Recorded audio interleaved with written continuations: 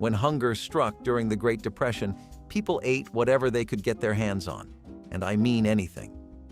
From creamed brains on toast to boiled sheep's heads, these shocking and stomach-turning meals were born out of necessity.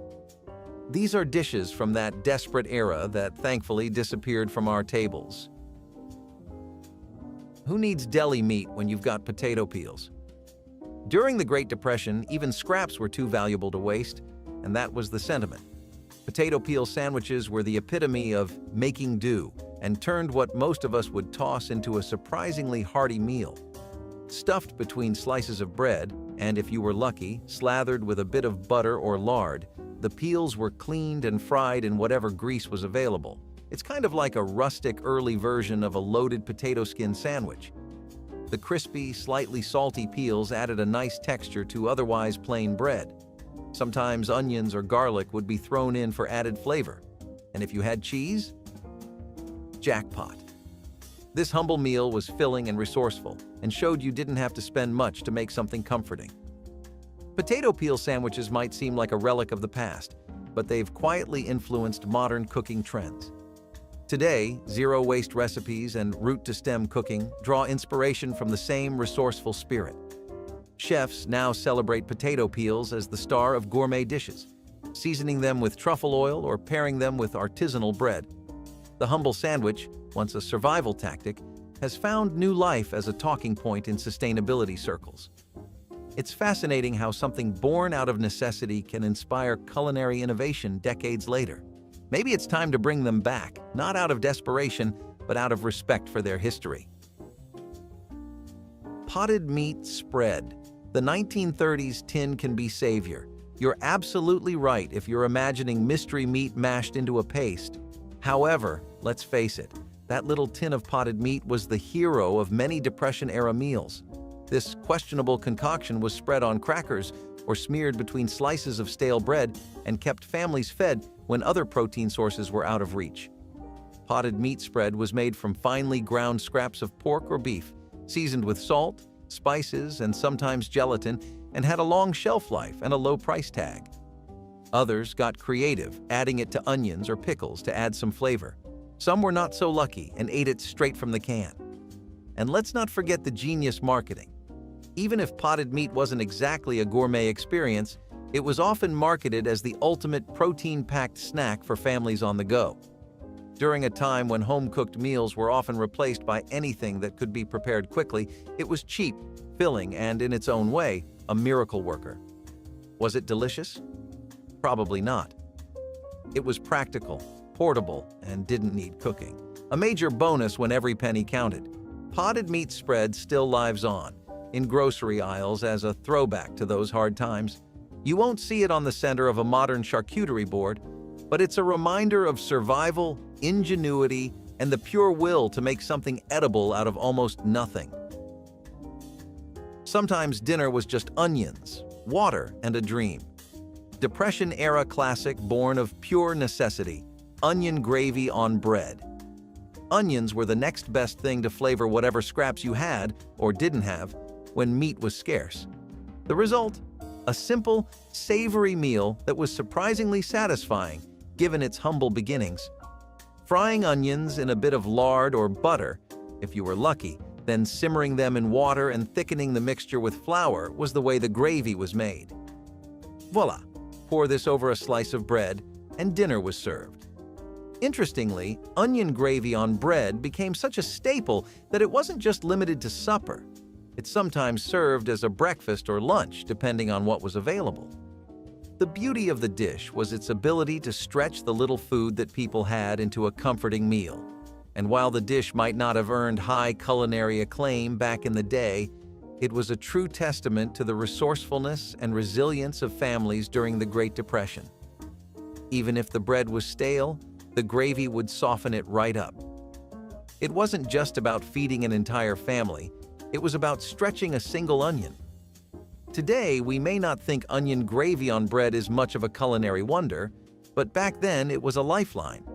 There's something charmingly rustic about the dish, believe it or not, and it's even made its way into the gourmet circles under fancier names like onion tartines. It wasn't a foodie trend for those who lived through the Great Depression. It was a tribute to creativity in the face of hardship. Is this the most metal dinner of the Great Depression? Boiled sheep's head, a meal so intense it had its own built-in stare-down. Folks did indeed boil an entire sheep's head. And no, this is not just urban legend. The head was thoroughly cleaned, seasoned, and simmered for hours until tender. The result? A dish rich in fat, where no part of the animal was wasted. The broth, cheeks, tongue, and eyeballs were all considered delicacies. Good liquid gold for soups or stews. Why eat sheep's head? When money was tight, every scrap of protein was important, and the head had a surprising amount of meat. The families gathered around the table, picking it clean and making the best of what they had. Boiled sheep's head might sound horrifying to modern sensibilities, but for those who could turn something unappealing into a meal worth savoring, it was a source of pride. It was also a lesson in sustainability long before sustainability became a trendy thing. These days, it's a rare dish, but in some cultures, it's a culinary tradition that lives on.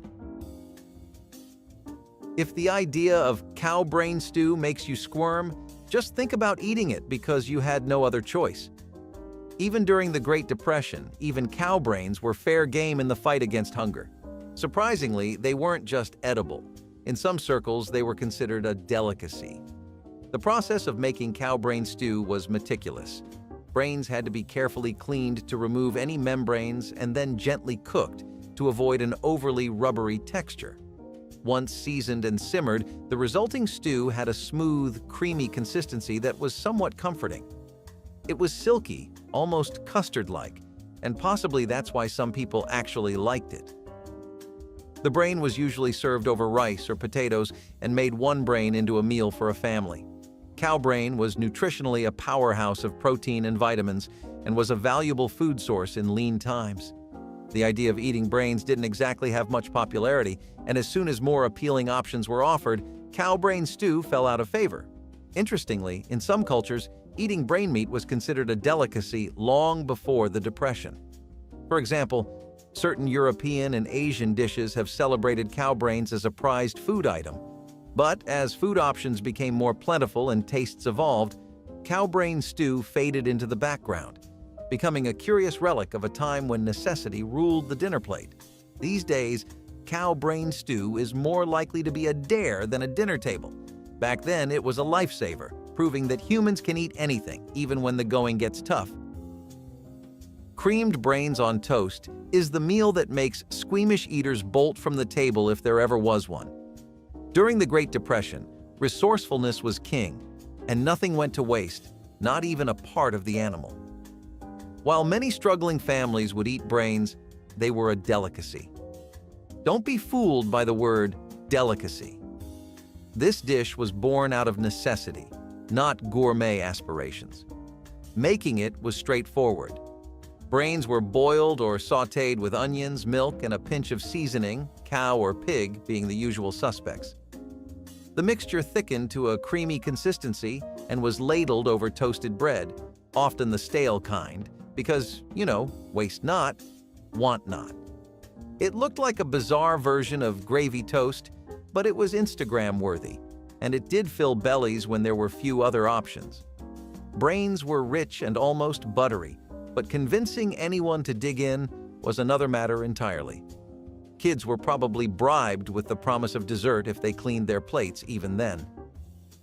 Creamed brains on toast is a long-gone American culinary staple today, existing only in the fringes of foodie culture, or as a trivia question about survival food. This dish is the love-it-or-leave-it symbol of grit and ingenuity.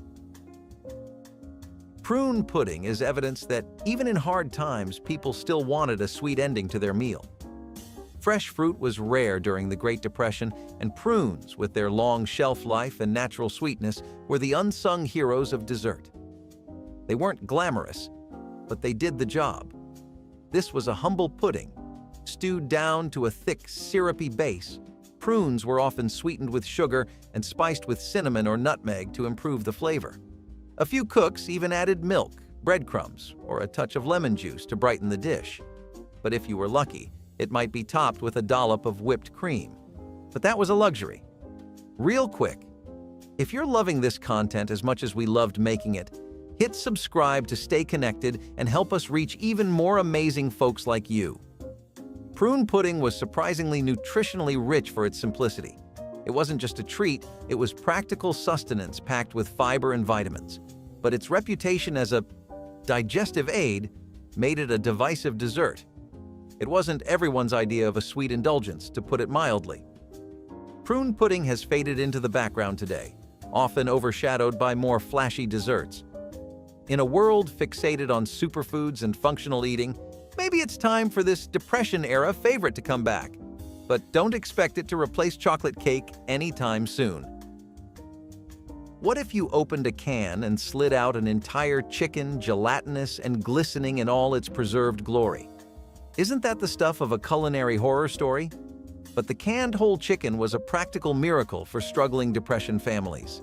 It was exactly what it sounded like, an oddity. A fully cooked chicken stuffed into a tin, bones and all, sitting in a salty broth that turned to gelatin when chilled.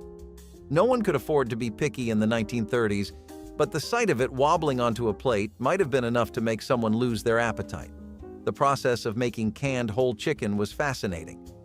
First, the chicken would be fully cooked and then packed into a tin with broth. After the can was sealed, the gelatin formed as the contents cooled, helping to preserve the meat and provide a long shelf life.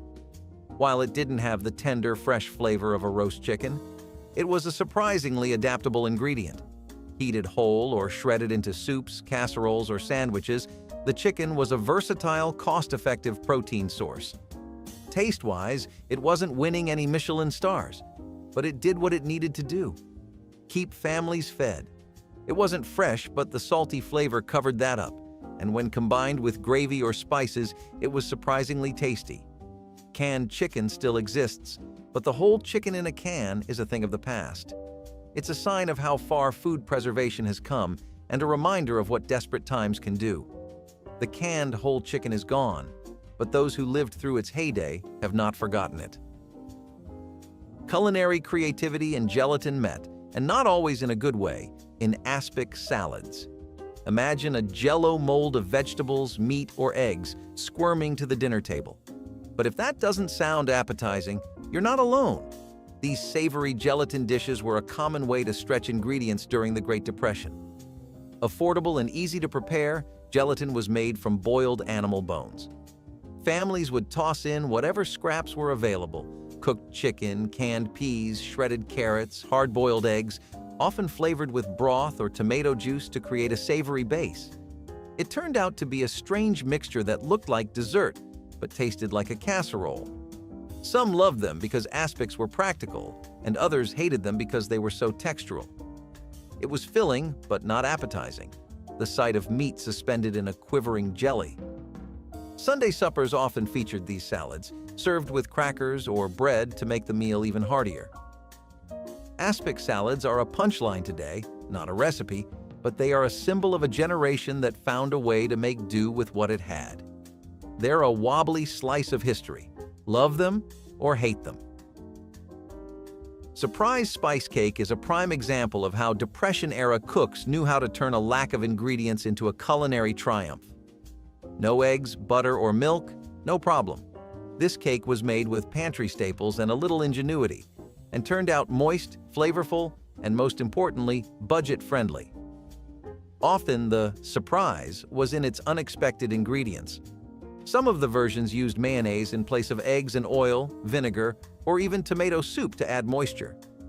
The warm spices, cinnamon, nutmeg, and cloves, did double duty to cover odd flavors and provide the cake with its signature aroma. If they had raisins, nuts, or applesauce on hand, they threw those in, and each version was different. The surprise spice cake was a hit at potlucks and family gatherings because it didn't taste like a compromise. It was rich and comforting and proof that you didn't have to use fancy ingredients to make something special. This cake has fallen out of favor, but some of its descendants, like mayonnaise cake, still turn up in recipe books. It's a sweet reminder that even in the toughest of times, people find ways to treat themselves and one another. The best desserts sometimes come from thinking outside the box, or in this case, the pantry. Lamb's lung and lights may not have been the best thing to don't knock it till you try it, but it was a Depression-era staple nonetheless. The lungs, heart, and liver of a lamb, or in other words, everything the butcher left behind after he took the prime cuts. During hard times, nothing went to waste, not even the parts of the animal most people wouldn't dream of eating today. Boiled and sliced, lamb's lung and lights were sometimes prepared for a hearty stew or fried with onions and spices to hide the gamey flavor. It was nutritionally dense, with iron, protein, and essential vitamins in abundance. The downside? Cooking with the smell was an acquired experience, to put it mildly. This dish had an unappealing reputation, but it was versatile. With potatoes or bread, the organs could stretch to feed large families. It was an act of culinary ingenuity, and while it might sound like something straight out of a horror movie to modern palates, it was an act of culinary ingenuity. Lamb's lung and lights have vanished from most dinner tables, but if you're curious, you might still see it on some adventurous menus or in a distant family recipe book, written in faded ink and a generous dose of nostalgia.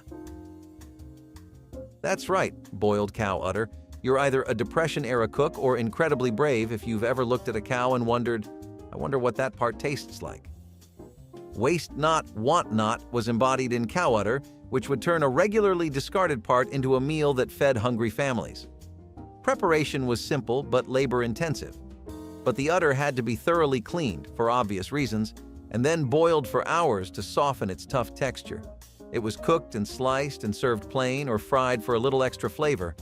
They'd smother it with gravy or toss it into a stew with vegetables if someone was feeling fancy. The flavor? It's mild and slightly sweet, but most people would say it's interesting. Ironically, cow udder was nutritionally a decent source of protein and calcium, but its usual role was in milk production. It's not a dish you'll see on modern menus, but its existence reminds us that a generation was resourceful enough to make do with what they had. Boiled cow udder might not have been a crowd favorite, but for families with empty plates, it was better than nothing, and for that, it should get a tip of the hat, or a cringe. During the Great Depression, if butter was gold, then lard was its more affordable cousin, spreadable, calorie-dense, and heart-stoppingly rich. When there was nothing else to slap between two slices of bread, lard sandwiches were a go-to meal. It was as simple as it sounds. Rendered pork fat smeared on bread, sometimes with salt or sugar depending on how you were feeling. It was all about energy. In the days when manual labor was the norm, people needed cheap, high-calorie food to get through the day. Lard provided that in spades. The greasy fare wasn't always kid-friendly, but kids ate it anyway because hunger wasn't picky. Some creative cooks jazzed it up with a drizzle of molasses or with a few slices of leftover onion. It wasn't gourmet, but it was good enough. Peanut butter or more sophisticated spreads have since replaced lard sandwiches, but they are a reminder of how families got by with nothing but ingenuity and a can of fat. When life gave them lemons, or didn't, Depression-era cooks made vinegar pie. It was this frugal dessert that was a clever stand-in for lemon pie when citrus was a luxury most could not afford. They made a tart filling that was surprisingly good for the flavor of lemons by combining vinegar, sugar, water, and a little bit of flour. Vinegar pie was magic because it was so simple. It was poured into a flaky crust, baked to perfection, and often topped with a sprinkle of sugar or a thin layer of meringue. The sweetness of the vinegar balanced out the sweetness, and the result was a surprisingly palatable dessert that made the most of pantry staples. The taste was not the only thing about this pie, it was about hope. A sweet treat, no matter how humble, could be a welcome distraction during hard times, a reminder of what it was like to be normal. Sunday suppers or community gatherings often served vinegar pie, whose tangy flavor and curious name were a topic of conversation. Vinegar pie is almost a thing of the past today, but it occasionally shows up in vintage recipe collections or as a curiosity among modern bakers. A reminder that even the barest ingredients can be turned into something worth sharing with a little creativity. The jellied veal ring is one of few dishes that screams Depression-era creativity. Picture this: Veal, vegetables, and seasonings tenderly encased in a shimmering gelatin mold. Food was not the only thing. It was art, or at least that's what homemakers told themselves as they unmolded this culinary oddity onto a serving platter. The process was to simmer veal to make a flavorful broth and then to mix that broth with unflavored gelatin. For texture and color, chopped veggies like carrots and celery were added. The mold had the look of a 50s dinner party, but without the glamour and with more desperation. It may sound like a hard sell today, but the jellied veal ring was a hit for several reasons. It stretched meat to feed a crowd, could be served cold, which was a form of saving fuel for cooking, and looked impressive on a table. This dish was able to do both in an era when presentation was often a secondary consideration to practicality. Meat in gelatin might sound strange to modern diners, but to depression sufferers, it was a sign of resourcefulness. The jellied veal ring may be gone, but it is a tantalizing peek into how families got by with what they had, one quivering slice at a time. So how do you take something as unappetizing as a cow's foot and turn it into dessert? Ask a Great Depression cook. Calf's foot jelly was a strange but resourceful way to make a sweet treat with a bit of protein on the side. First, a calf's foot was boiled until the gelatin was released, strained, sweetened, and flavored with citrus or spices. After it cooled, it became wobbly and translucent jelly that could be sliced and served as a dessert or snack. The result was an acquired taste. Sweet, but with a hint of its origins that was a little meaty. It was a jello for poor people and usually served with a dollop of whipped cream to make it pretty. It had a strange profile, but it was a rare indulgence in tough times, and when it was served to guests, it was considered quite fancy. Calf's foot jelly may not be on the dessert table today, but it's a reminder of a generation that used every last scrap. Even if you want to, it's a dish you won't forget. Cracking walnuts was hard enough, but cracking a squirrel's skull for dinner was even harder. During the Great Depression, squirrel brains were not only a source of protein, but in some rural areas, they were a delicacy. These tiny morsels were often fried, scrambled with eggs, cooked into a stew, or any other way to get the nutrients out of them, but it made your stomach turn. Prepping squirrel brains wasn't for the faint of heart. You had to hunt and clean the squirrel, then extract the brains without losing too much to the process. According to them, they had a creamy, almost buttery texture with a flavor that was earthy or gamey.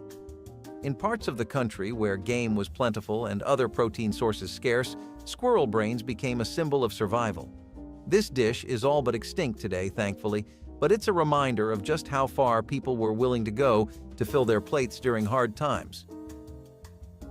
Fish mold is too much of a good thing. Picture chunks of canned or leftover fish, suspended in gelatin, formed into an eye-catching mold and served cold on a bed of lettuce. This dish sounds like a prank, but it was a Depression-era invention. Fish mold was both a presentation piece and a way to stretch ingredients. To mask the fishy odor, flavored gelatin was combined with mayonnaise, lemon juice, and sometimes even cream cheese. For texture, vegetables such as peas or celery were added.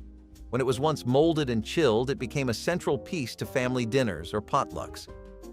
Why did people eat it? Simply put, gelatin was a trendy ingredient at the time, and it was economical. It was as unappetizing as it sounds, but was considered a fancy dish that added a little flair to an otherwise sparse meal.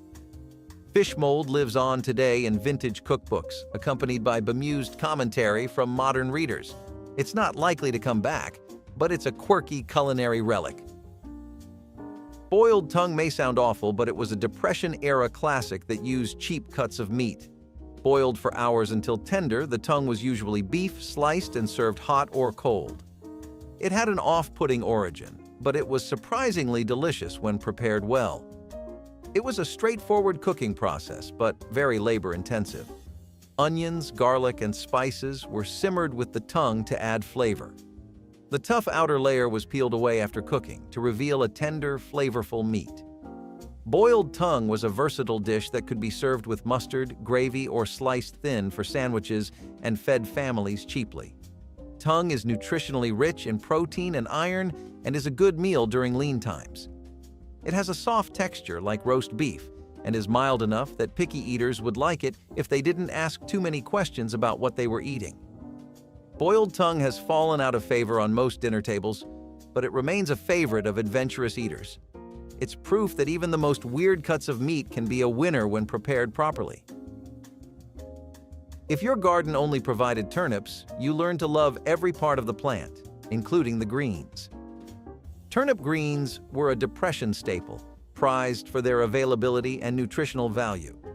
The roots were often roasted or mashed, but the greens were boiled down with water, salt, and sometimes a little bit of bacon fat if you were lucky. Their flavor was strong and earthy, and on their own would have been overwhelming. Cooks often add onions, vinegar, or hot sauce to make them more palatable. They were a filling meal when paired with cornbread or served alongside beans that could stretch for pennies. Turnip greens were packed with vitamins and minerals and were a lifesaver when fresh produce was hard to come by. They were also very resilient, thriving in poor soil and harsh conditions. Turnip greens, though they've fallen out of favor with some, are a beloved side dish in Southern cooking. But during the Depression, they were more than a side. They were survival food. What if dessert was made from water, sugar, flour, butter, and a dash of creativity? Water pie is that Depression-era concoction that somehow took a handful of kitchen scraps and made them into a custard dessert. Water pie was a stroke of genius and a necessity in an era when ingredients were scarce. It was startlingly simple. First, you'd make a basic pie crust. Then you'd layer sugar and flour inside and pour a lot of water over it. I added a few pats of butter on top for flavor and richness, and then popped the whole thing in the oven. The humble ingredients are baked up into a sweet, gelatinous filling. It wasn't gourmet, but it was sweet, filling, and most importantly, cheap. Water pie became a symbol of resilience. This dessert turned a desperate situation into something sweet, and families had to stretch what little they had. For families struggling to get by, it was a small indulgence that provided a moment of joy, even if it wasn't a showstopper at potlucks. Water pie is a quirky reminder today of how people got by with nothing. Modern baking has long since moved on from this minimalist dessert, but it remains in history as a tribute to human ingenuity. Why not use stale bread when it's still good for something? The original upcycled snack was twice-baked bread, a Depression-era staple. Families turned day-old loaves into crispy, versatile treats that could last for weeks, long before croutons and biscotti graced supermarket shelves. It was simple. They were given a light coating of sugar or spices and baked again until rock hard. Some people put a little bit of cinnamon for a dessert twist, while others kept it savory with salt or herbs. The result? A crunchy snack to nibble on a plain Dunkin' coffee or thickened soup. Depression-era resourcefulness was epitomized by twice-baked bread. It used up every crumb and turned a potential loss into a shelf-stable pantry item. This simple dish was a reliable source of calories and flavor in households where waste was not an option. Twice-baked bread has all but disappeared from the culinary landscape, but it's a reminder of the ingenuity of the time. Sure, it's not a match for modern snack foods, but it's a tasty reminder that even stale bread has a second act. Milcorno is a word that sounds like the name of a long-lost breakfast cereal, but it was actually a Depression-era dietary experiment born of necessity. Milcorno was a blend of powdered milk and cornmeal that was designed to be a cheap, protein-rich meal base to keep families from going hungry. Milcorno was promoted by the government as a nutritional powerhouse, able to feed entire households on a shoestring budget. It was, in practice, an acquired taste. It could be cooked into a porridge-like mush, baked into casseroles, or used as a soup thickener. Some added sugar or salt, so it would be more palatable, but most ate it plain, just glad to have something warm and filling. Milcorno was bland, but it did its job. Fresh produce and meat were often out of reach, so they provided essential nutrients. They didn't love it, but they embraced it because it kept them going. Milcorno is now more of a curiosity than a meal option, but it's a fascinating window into the creativity and determination of the time. It may not come back anytime soon, but it's a reminder of how people changed to survive. Yes, it is true. Peanut butter stuffed onions were actually a thing during the Great Depression. It's a weird recipe, but it was born out of sheer necessity. There were plenty of cheap and plentiful onions and peanut butter that provided much-needed protein, so why not combine the two? It was surprisingly easy. Onions were hollowed out, filled with a good dollop of peanut butter, and baked until tender. The onions were softened by the heat, and the peanut butter melted and became nutty. Some recipes suggest sprinkling breadcrumbs on top before baking for a little extra crispiness. The end result was a bizarre but somehow satisfying dish that satisfied bellies without breaking the bank. Gourmet flavor profiles weren't the point. It was about survival. Peanut butter stuffed onions were a strange but nutritious option that families didn't have the luxury of picky eating. This dish is long gone from dinner tables, but it's a reminder of what people used to do with what they had. It's unlikely to make a comeback anytime soon, but it's a quirky reminder that Depression-era cooks were pretty darn ingenious. Peanut butter and mayonnaise sandwiches may sound like a punchline to a bad joke, but they were a real lunch staple during the Great Depression. Back then, combining creamy peanut butter with tangy mayo might seem like a culinary crime, but it was an affordable and surprisingly nutritious meal. It was a simple, versatile sandwich that was loved.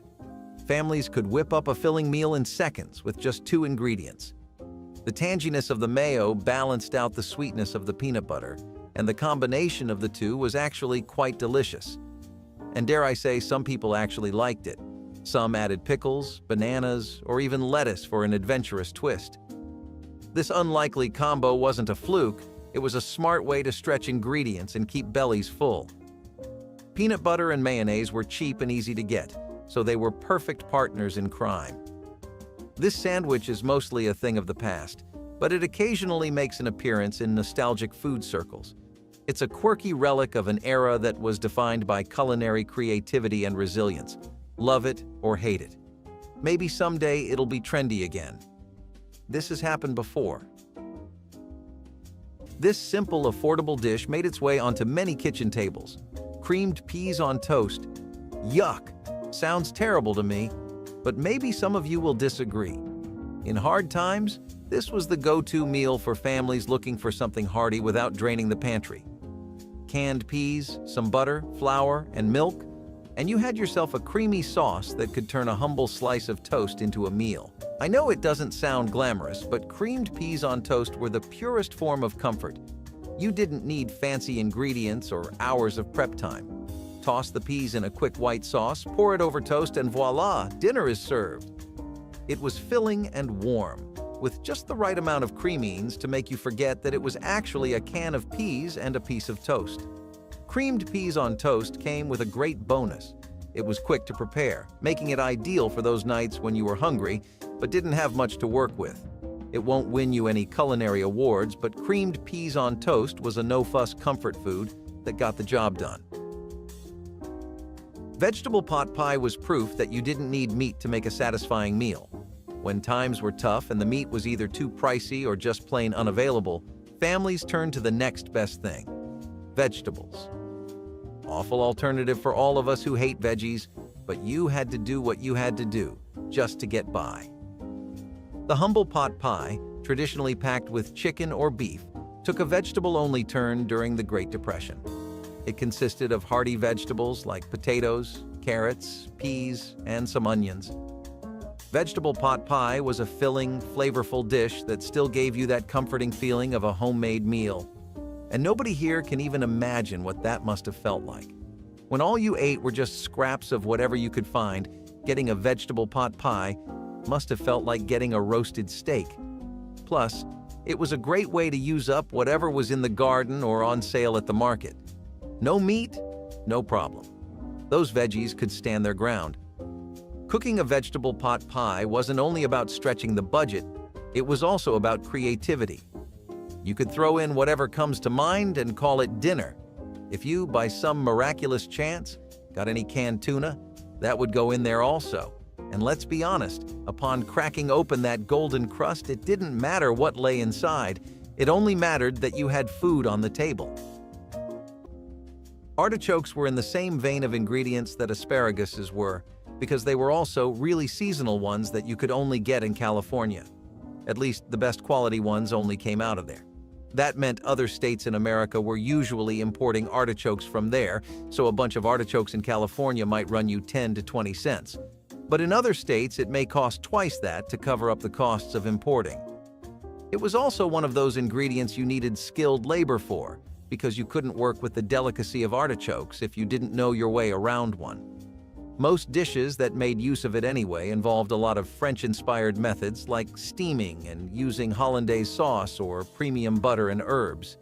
That meant that only the finest of places were serving artichokes. Even if others could have afforded it, they may not have had the expertise to know how to get the best use out of what they got. Artichokes were also more common in cities with upscale markets, and out-of-season artichokes would be almost triple the normal price, especially during the recession when price gouging was getting really common among those same markets. Have to pay the bills somehow, right? Of course, if you are going to indulge in the finer things in life with truffles, artichokes, and veal cutlets, you definitely need to have a drink of the same caliber, right? And what about celebrations, important birthdays, anniversaries, and lonely Sundays? It's not like the rich had to worry about money, so these were all valid concerns for them. Concerns which they answered with some of the finest champagne you could get in the world back then. Names like Moet and Chandon Dom Pérignon, which debuted in the 1930s, were popular bottles to see in the wine cellars of the rich and affluent. It was definitely a drink for an exclusive club, and it wasn't the only one of its kind. A lot of the cream of the crop of the upper class had rich people's hobbies, things only they had access to that others couldn't really dream of seeing. One of those was wine collecting, and when you have enough generational wealth, that hobby doesn't seem so unreasonable. Veuve Clicquot, Pommery Champagne, Piper Heidsieck, and many more brands were really choice picks for the well-off. Hotels and restaurants also still kept stocks of them just because they knew that the market for them was at least still thriving with the rich, and that part of America hadn't recessed. I know we went over how expensive lamb had become in the Depression, and that was with price cuts too, because most places found themselves having surpluses of stock. I mean, rich families ate, sure, but they were only so much of the market. The biggest customer base had no purchasing power for these things. As a result, dishes that made use of a lot of lamb became slightly more common. It was because they were serving and cooking for a smaller overall market that they could use their lamb this way. Otherwise, restaurants would probably go for more minimalist dishes. Anyway, racks of lamb were some of the most popular plates of the meat you could find. A rack of lamb was considered proper luxury eating because the rib bones were really tender, and it had quite a lot of lamb. They were priced at $1 or $2 a pound, and when you add the labor of the chefs to that, the cost only starts going up. Most preparation methods were based on French cooking, like rôti de carré d'agneau. Places in America with heavy European immigrant presences would also have a stronger demand for these because of how used to it they were, but you couldn't even find lamb in most normal butcher stores back then. You'd have to go to specialty shops the same way you'd go to them for Brie cheese. I know you already caught on to this, but notice how almost everything here is imported. It really shows how much America was reliant on outside sources for fulfilling its food dreams and needs, and how importing even managed to survive back in the day and still be such a heavily active part of the economy is beyond me. I mean, wines and fruits, I can get, but they even had imported olive oil back then, man. That too from like the best places in Italy and Spain, where even if you went to markets in those countries and got it, it would still cost you a decent amount of money. A bottle of some genuine grade A high-quality imported olive oil costed around $1 a quart, which meant you were paying $10 to $20 for that amount in today's money. That's a lot for something that's heavily used in most dishes that Americans love to eat at restaurants, and actually, almost everything that I've mentioned on this list was usually cooked in olive oil. It was this kind of stuff that really sealed the deal on the entire idea of fine dining for middle-class people.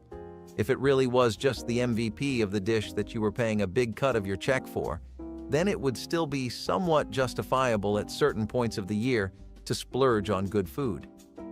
It wasn't just that, though. The appetizers, the main course, the prep for the main course, the skill of the high-end chefs, the costs of the ingredients, you were paying for all of it. and that just meant places that made use of things like this were completely a no-go zone for most working-class folks. Since I can't stop thinking about sweets, let's circle back to them for a bit. Applesauce bread. Applesauce bread was one of those sweet, comforting recipes that made a comeback in the Great Depression when butter, sugar, and milk were hard to come by. Applesauce was cheap, easy to make, and could substitute for many of the pricier ingredients in baking. Applesauce added moisture and sweetness to bread without needing lots of sugar, butter, or oil. Pretty much all the good stuff that people didn't have access to. You'd mix it with flour, baking soda, and whatever spices were around.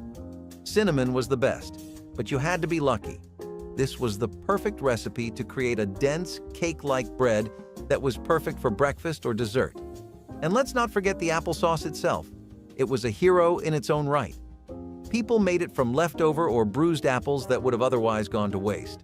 So, not only was applesauce bread thrifty, but it was also the original waste-free, eco-friendly breakfast. Plus, it could be easily customized with nuts, raisins, or anything else you had on hand to make it stretch further. In a time when dessert was a rare treat, applesauce bread brought a little sweetness into some pretty tough days. Fried oatmeal patties might not sound so glamorous, but when you were trying to make the most out of the little you had, they were a treat. This Depression-era breakfast was a clever way to use up leftover oatmeal, which was already a cheap and filling staple. Instead of just reheating plain old porridge, people would mix the cold oatmeal with a little flour or cornmeal, form it into patties, and fry it up in a pan. I don't know how I didn't think of this. It's genius. The amount of leftover oatmeal I could have saved, please don't call the Eco Patrol on me. I never know how much is too much. The result of this creative endeavor was crispy on the outside and soft on the inside patties. They could be eaten plain or topped with a little butter or syrup if you had it. And like most of these dishes, they were versatile. They could be savory or sweet, depending on your cravings and your abilities at the given moment. Fried oatmeal patties were a simple but satisfying way to stretch leftovers into another meal. And let's be honest, anything fried tends to taste better. Do I need to reference again the Kentucky Fried Chicken? I don't think so. Fried oatmeal patties were a great way to turn mushy old oatmeal into something you'll look forward to eating. Moving on to something more concrete, Johnny cakes. They could be whatever your heart desired, a main dish, a side dish, something sweet or something salty.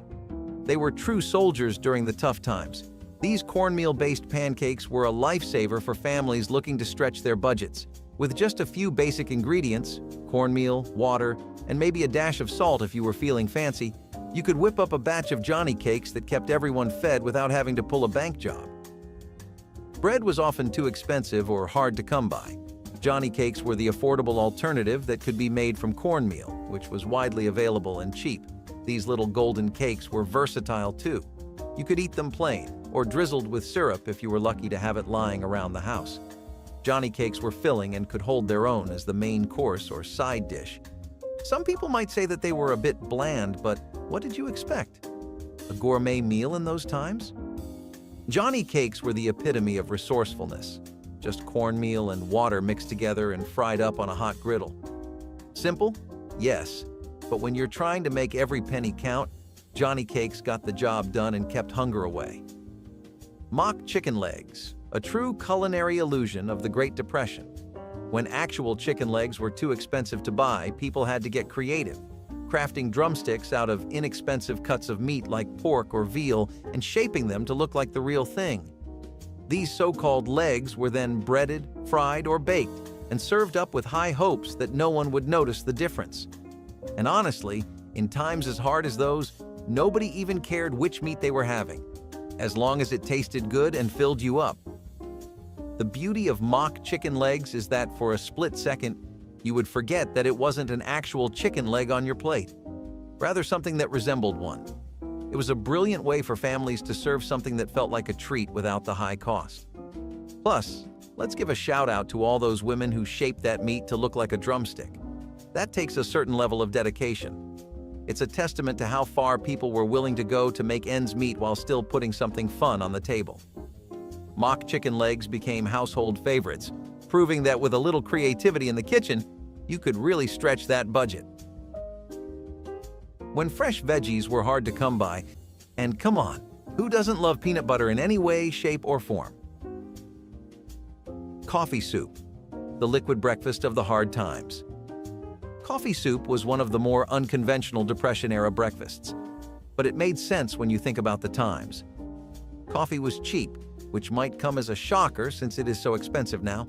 It was also widely available, so when families didn't have much to eat, they turned it into a meal. The recipe was dead simple. Pour a cup of strong, hot coffee over a slice of day-old bread or crackers, and there you have it, breakfast. Sometimes sugar or milk would be added if they were available, but more often than not, it was just coffee and bread. This was a quick and easy way to stretch a little coffee into something that felt a lot more filling than it looked. Coffee soup wasn't exactly gourmet, but it gave people the energy boost they needed to start their day, and it was a comforting routine when other breakfast options were out of reach. The bitter taste of coffee combined with the soft bread created a unique flavor that grew on you after a while. I am a coffee addict as much as the next person, maybe even more, but this may be the tipping point for me. But I guess it's kind of like a tiramisu, only without the cream filling, right? Maybe I would try it. God only knows it can never be too much coffee. Moving away from the sweets, sadly, and moving towards the greens. And by greens, I literally mean grass green. When times were hard, people needed to find resourceful ways to maintain a somewhat healthy diet. And that's what they did. Forget your local Trader Joe or Whole Foods and take a peek outside of your house or apartment building. What do you see? Just grass and weeds, right? Wrong! Those aren't just grass and weeds. That is your breakfast right there. During the Great Depression, people took locally sourced to a whole new level. Those pesky weeds you hate so much? That was the breakfast of our ancestors. Families turned them into dumplings to stretch meals further, and tomato soup became the perfect partner for this duo. You'd take some day-old bread, mix it with a little milk and maybe an egg if you had one, and form it into dumplings. Then, plop those into a pot of your regular tomato soup, and you've just transformed a basic dish into something served at restaurants. The bread dumplings would soak up that rich tomato flavor, making every bite feel more flavorful. It was a genius way to avoid food waste and make the most out of what was on hand. Not to mention that tomato soup was already a favorite since it was cheap and easy to make from canned tomatoes. The bread dumplings were just a cherry on top, or dare I say, the dumpling in soup. Together, they created a hearty, satisfying meal that filled you up without costing too much. And that is a win-win in my book.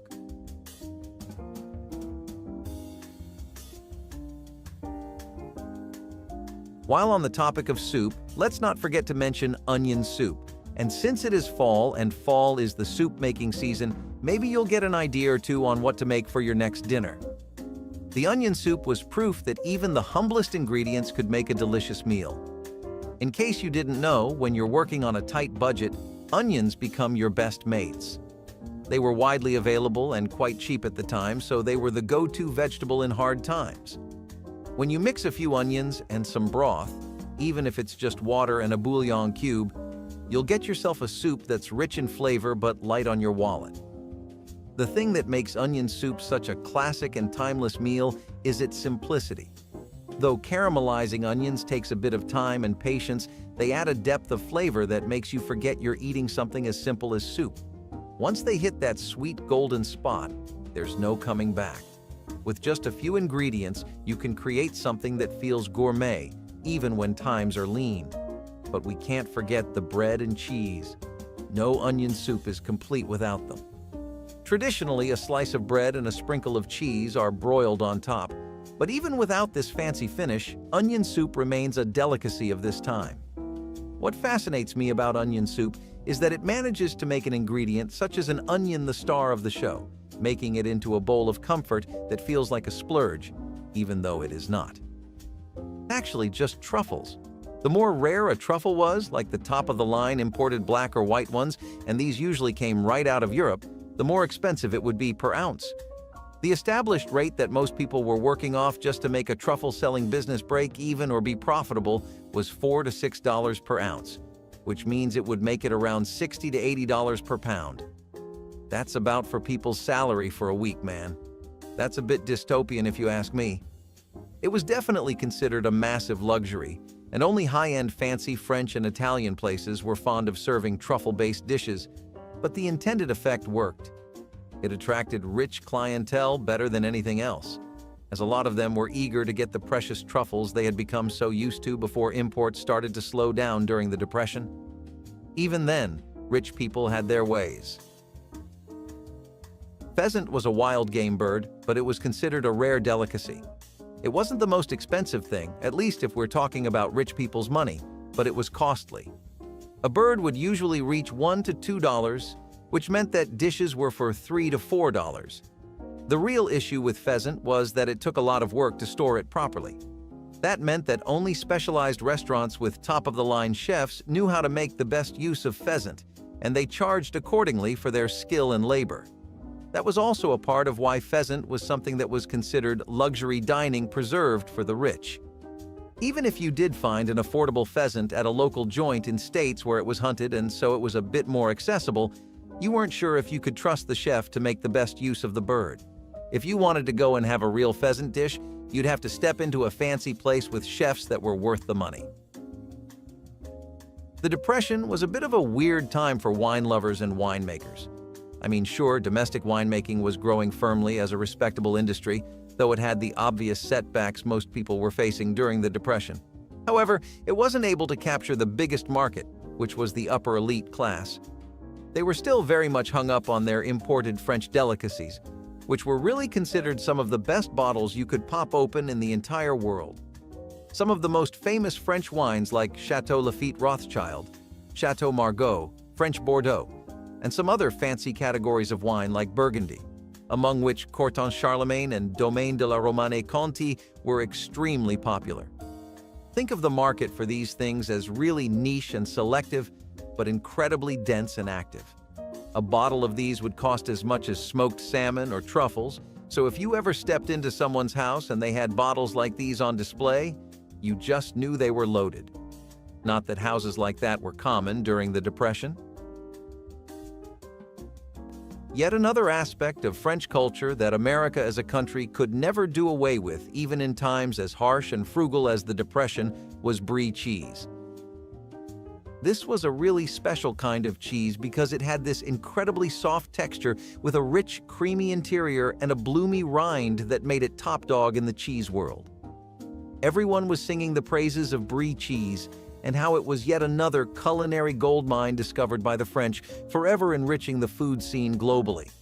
Imported French Brie was around 30 to 50 cents per pound, and popular brands from regions known for their cheesemaking like Brie de Meaux and Brie de Melun were even more expensive. You could expect prices to go up to $1 or $2 for a pound, but if you wanted genuine, authentic Brie cheese, and I mean the real stuff, absolute genuine article, then you'd have to go to novelty shops that specialize in cheese. High-end grocery stores were one thing, but they were still buying in bulk and from people that were mass-producing cheese to make a pretty penny. They didn't have the love of the game that specialty shops did. The cheese they would sell would be genuinely some of the best cheese you could find in terms of imports. We're still not done with France. It's just something you have to wrap your head around. The 20th century was dominated by our exploration of French food culture and their cuisines, both the early and late parts of it. Don't even get me started on the middle of the 20th century. Anyway, escargots were basically snails that were imported from French shores and sold for a few bucks when they touched down here.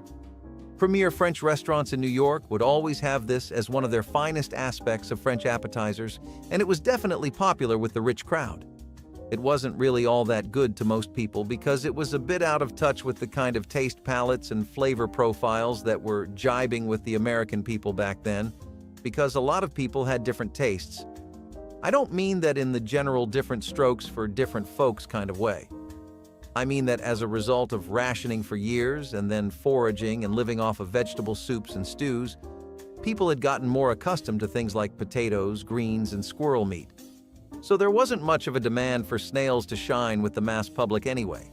Where they did get some value was in places like Le Pavillon and La Côte Basque in New York, which would only cater to the elite, and were known as being strong footholds of French cooking in America. During the Great Depression, things like clams casino were considered a part of what was known as haute cuisine and high-end dining because of their rarity and price.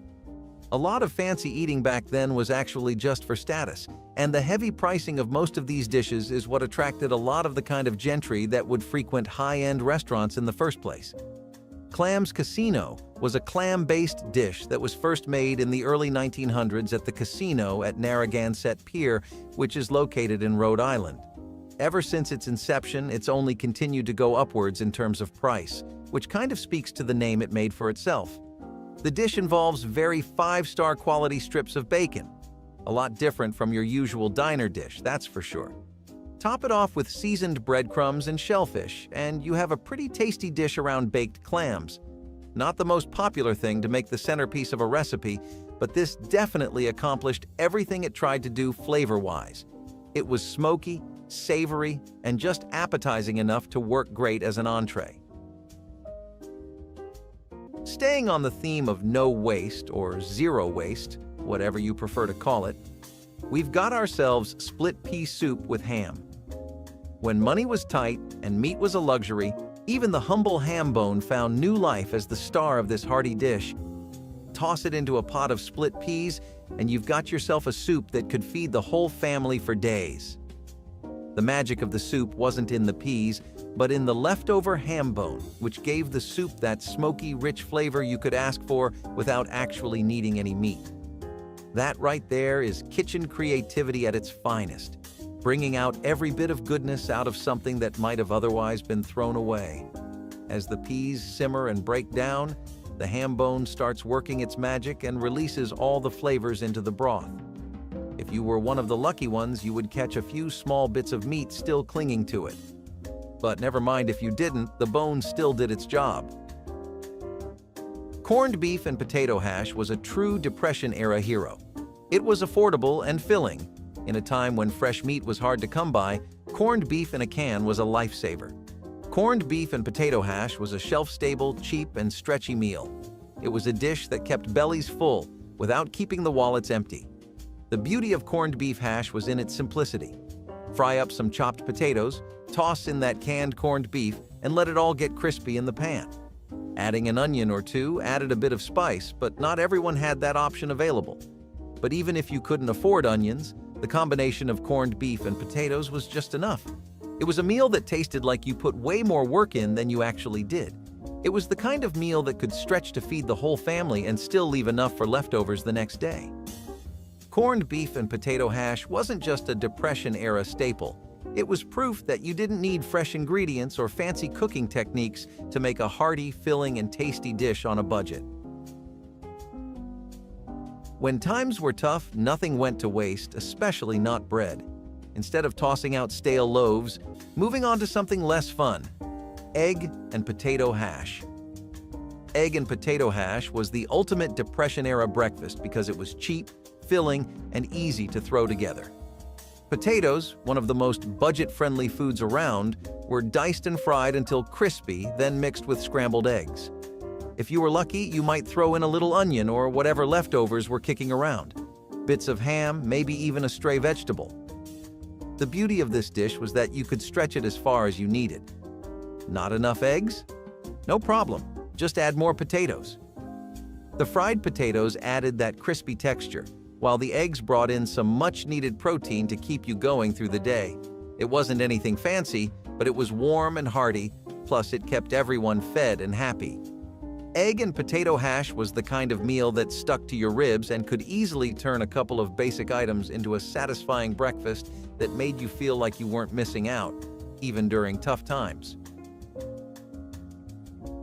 I wish these were the sweet kind of muffins, but unfortunately they're not. We are going to get to know one of the breakfast staples of the Great Depression era: carrot muffins.